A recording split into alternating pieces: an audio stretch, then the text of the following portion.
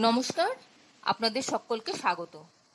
সাধারণত আমরা পিৎজা খেয়ে থাকি, নিচে একটা ময়দার বেস তৈরি করি, সেটা দিই, তার উপরে টপিং দিয়ে তারপর পিৎজাটা করি। সবসময় বাড়িতে হয়তো ময়দা থাকে না, তেমনি আজকে আমার যেরকম ময়দা নেই বাড়িতে, পিৎজা খেতে ভীষণ ইচ্ছে করছে। কি করে করব?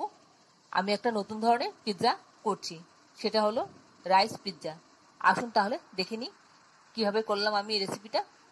তার জন্য এখানে যা যা লাগবে, এখানে সবজি, এখানে ক্যাপসিকাম আছে কুচি, টমেটো কুচি, সুইট কর্ন, কাঁচা লঙ্কা কুচি, আর একটা পেঁয়াজ আছে। এছাড়া আছে ডিম আর চিজ। প্রথমে আমি পেঁয়াজটাকে কুচি কুচি করে নিচ্ছি, তারপর আর একটা পেঁয়াজকে আমি রিং রিং করে কেটে নিয়ে রেডি করে রাখছিলাম। এবার একটা বাটিতে একটা ডিম ভেঙে নিচ্ছি, ডিমটা দেব। এবার তার মধ্যে স্বাদ অনুযায়ী একটু নুন দেব। এবার এই সবজিগুলো যা কেটে রেখেছি সেগুলো অল্প অল্প করে দেব। পেঁয়াজ দিলাম, টমেটো দিলাম, ক্যাপসিকাম দিলাম, সুইট কর্ন দিলাম, আর কাঁচা লঙ্কা কুচি দিলাম। এবার এর মধ্যে দেব আর 1 টেবিল স্পুন ময়দা। এবার সবটা একসাথে ভালো করে মিশিয়ে একটা ব্যাটার তৈরি করে নিচ্ছি। আর এখানে রইল সেদ্ধ করা দেরাদুন রাইস। অন্যদিকে একটা প্যান বসিয়ে দিয়েছি, তাতে আমি একটু হোয়াইট রিফাইন তেল দিয়ে দিয়েছি, সাদা তেল একটু গরম হতে দিয়েছি। এরপর আমি এর মধ্যে ডিমের মিশ্রণটা দিয়ে দেব, দিয়ে চারদিকে স্প্রেড করে দেব যতটা সম্ভব। আমি এই রেসিপিটা প্রায় মাঝে মাঝে করে থাকি, তাই আমি অভ্যস্ত একটা ডিমে করতে। আপনারা যদি অসুবিধা হয় তাহলে আপনারা 2টো ডিম ভেঙে একসাথে করবেন, তাহলে এটা একটু ছড়াবেও, আপনাদের এত অসুবিধা হবে না তখন। এইভাবে আমি ছড়িয়ে নিচ্ছি। আপনারা যারা এখন আমার এই রেসিপিটা দেখছেন, প্লিজ একটু কমেন্ট বক্সে কমেন্ট করবেন আপনারা কে কোথা থেকে দেখছেন, কোন শহর থেকে, কোন দেশ থেকে। আমার ভীষণ ভালো লাগবে তাহলে। আর নতুন কোনো বন্ধু প্রথমবার আমার চ্যানেলটাকে দেখে থাকলে আপনাকে একটা বিগ হাগ জানাচ্ছি। চ্যানেলটাকে সাবস্ক্রাইব করে নেওয়ার জন্য অনুরোধ রইল। পাশে বেল আইকনটা অ্যাক্টিভেট করে নেবেন, যাতে পরবর্তী আমার সমস্ত রেসিপির নোটিফিকেশন সবার আগে আপনার কাছে এসে পৌঁছয়। এবার আমি এর মধ্যে দেরাদুন রাইসটা ছড়িয়ে দিয়ে দেব সব জায়গায়। উপর দিকটা যখন কাঁচা কাঁচা অবস্থা থাকবে ডিমটা, সেই অবস্থায় দিয়ে দেব, যাতে ভাতটা আটকে যায় ডিমের সাথে। এভাবে আমি ছড়িয়ে দিয়ে দিলাম চারিদিকে। আর আপনি যদি ফেসবুক থেকে দেখে থাকেন আমার রেসিপিটা, তাহলে ফলো অপশনটা ক্লিক করবেন আর একটা লাইক দেবেন, তাহলে আপনি আমার সাথে জুড়ে যাবেন। আপনি আমার সাথে জুড়ে গেলে আমার সমস্ত রেসিপির নোটিফিকেশন সবার আগে আপনার কাছে এসে পৌঁছবে।